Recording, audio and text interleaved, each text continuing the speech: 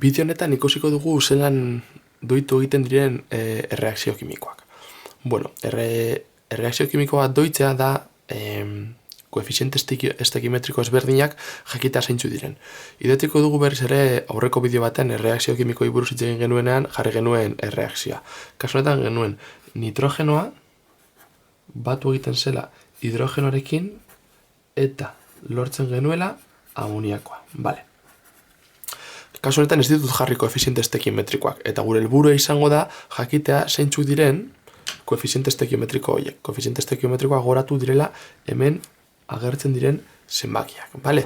Lehenik eta behin, egingo duena da ekuazio hau nire kolorekin idatzi. Ni betik idatziko ditut elementuak kolore urdinez, azpindizeak berdez eta koefiziente estekimetrikoak gorriz.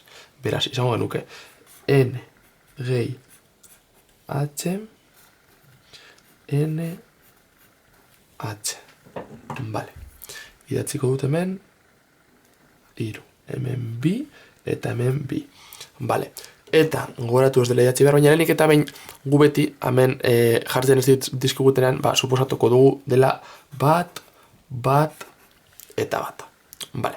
Orduan, doitzeko, zer da egin behar duguna? Gogoratu masaren kontserbazio legea, aurreko bideoan komentatzen genuela, masaren kontserbazio legea da bai erreaktiboetan eta bai produktuetan elementu bakoitzeko atomo kopuru berdina izan behar dela. Beraz, ez dela ez sortzen, ez deusestatzen elementuen atomoak. Vale? Zeran egingo dugu, egin behar dugu taulatxo bat. Vale, taula horretan beti jartzen dugu erreaktiboak, produktuak eta hemen jartzen dugu elementu ezberdinak. Kasu honetan bakarrik daukagu nitrogeno eta hidrogeno. Eta hau da gure taula. Eta, bueno, orduan, kalkulatu behar duguna da, bakoitzetik zenbat atomo dauden. Vale? Horretarako, lehenik eta behin, nitrogenoaren kasuan erreaktiboetan daukagu. Gogoratu, hau dela, kutsatxo bat, vale? Bideoan idatzi genuena zen hau, vale, nola kutsatxoak zeuden eta kutsatxo bakoitzaren barruan zenbat bola dauden. Gogoratu zenbaki gorriak adierazten dutela kutsatxoak, zenbaki berdeak adierazten dutela kutsatxo bakoitzaren barnean elementu horren zenbat bola edo atomo dauden, vale? Bueno, esan dugunez, jarri behar ditugu hemen zenbat elementu bakoitzetik zenbat atomo ditugu. Beraz, kalkuluak egiteko, daukagu. Bat, bider, hemen daukagun zenbakia, bider, hemen daukagun zenbakia. Bider, bi, vale. Hidrogenaren kasuan, eukiko nuke bat, bider bi.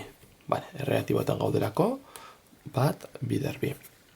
Produktuetan ikusten dugu nitrogenaren kasuan, daukagu hemen, daukagu horrelako bat, horrelako kutsatxo bat, eta kutsa horren barruan, hemen dagoen zenbakia bat da, beraz, bat, bider bat. Aldiz hidrogenaren kasuan, daukagu horrelako kutsatxo bat, baina kutsatxo horren barruan ikusten dugunez, hiru hidrogeno daude barruan, izango zen bat, bider, hiru. Beraz, hau egiterakoan, lortzen ditugun balioak dira. Bi,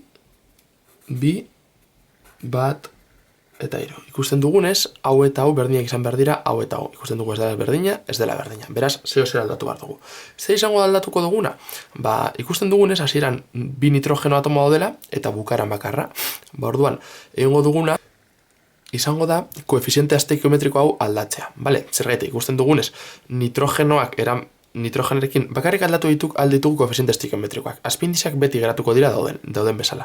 Orduan, saiatuko gara, aldatuko dugu koefiziente esteikiometriko hau, eta nahi baldin badugu zenbaki hau eta hau aldatzea, koefiziente esteikiometriko hau aldatzean zenbaki hau aldatuko da, ezta? Nahi dugu bi izatea, daukagu zerbait, bider bat, bi izatea ba. Bi bat jarri behar dugu hor, ezta? Beraz, egingo duguna da, hau tatxatu, vale? Eta bi bat jarriko diogu. Hemen, bi bat. Bale, ikusten duzuen ez doitxarena, hobe arkatxarekin egitea, zeneko txapuzero izaten da bestela, egon bazatelaka borratzen zenbakiak eta jartzen zenbakiak etengabe. Bale, hemen egiten dut laukitxo berdina. Bale, da honen berdina, reaktibo, produktuak, bale. Eta hoiterakoan, idatziko ditut lehenik eta behin aldatzen ez direnak, ikusten baldin bauzue, aldatzen den bakarra da, bat hau bihurtuko dela bi. Bi bider. Hemen ez da zer aldatuko, beraz jarraituko dugu izaten bi eta bi. Kasu honetan daukagu bi bider bat eta kasu honetan daukagu bi bider hiru. Beraz izango ditugu hemen bi eta hemen izango ditugu 6.